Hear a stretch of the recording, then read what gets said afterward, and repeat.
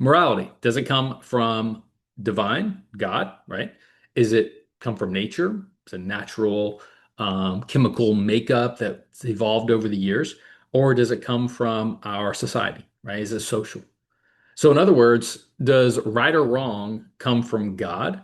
Does it come from our biology or does it come from our society? Now, this is a very important question. It comes up a lot when you're talking about the existence of God. And it's not a small question to answer because it's a very important question. Yeah, it's really one of the most important questions you can ever ask because it's going to determine how you live your life. It's going to determine how you treat those around you. It's going to determine how you treat your family. It's going to determine how, well, what you believe about justice, what you believe about truth. It's going to shape your entire character. And I've talked about a book in the past, The Reason for God by Tim Keller. Shout out to him. It's a good book if you haven't read it. He touches a little bit on this topic. So, I want to give credit to him on some of these things.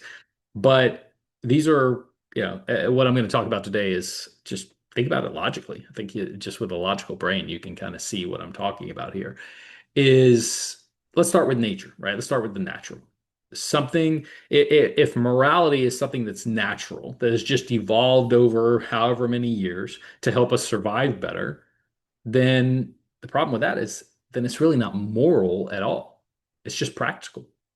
It's biology. If it only helps, if I'm going to only help you because it helps me survive, well, that's not love, right? That's just instinct.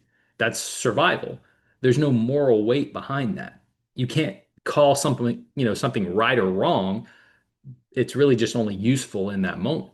And the second problem with that is take a look at nature. Nature is violent. We don't see evidence of that. Nature is kill or be killed, survival of the fittest. So that doesn't fit the bill. And then if we talk about morality comes from our social constructs, right? It's what we've all agreed upon that works best for society. Like, well, in the US, obviously, we agree that it's wrong to murder people. Well, most people do anyway, right? And so but that's just a cultural preference. Our culture, one society says, generosity, giving to others is good. And another culture says conquest is good. And there's been many cultures that say that. So without a higher standard, who's to say which one is right? If there's no, divine lawgiver to give that law, then all moral statements they're going to be reduced to just my opinion and your opinion. And no one's opinion carries that ultimate authority. Okay? So once again, I go back to this, I've used this example in the past. Mother Teresa's opinion and Hitler's opinion. Who's to say what's right or wrong if it's based on the culture? The Nazis, in their culture, thought killing the Jews was good. We would say, most people would say, that's wrong. So you can't depend on saying that's a cultural thing. I mean, you look all over the world, there's oppression in many cultures that we don't agree with. But how can we say objectively that they're wrong if it's just personal opinion?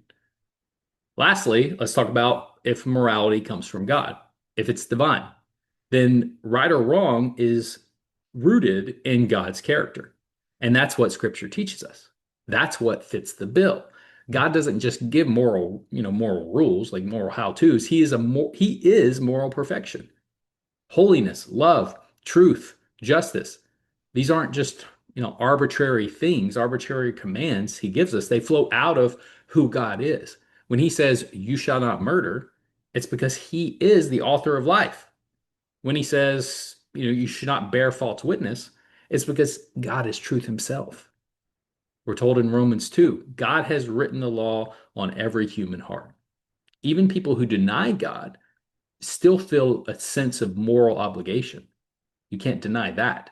They don't know they know deep down that some things are right and some things are wrong. Torturing babies for fun is wrong. And that awareness, that moral compass, it's evidenced by that everyone intrinsically knows that. So that is evidence that we are made in the image of God himself, image of the moral creator. Okay? So you see, the only reason we can call something in the first place evil is because we know there's an ultimate good that we can compare to. Without God, there's no standard. It's just human opinion.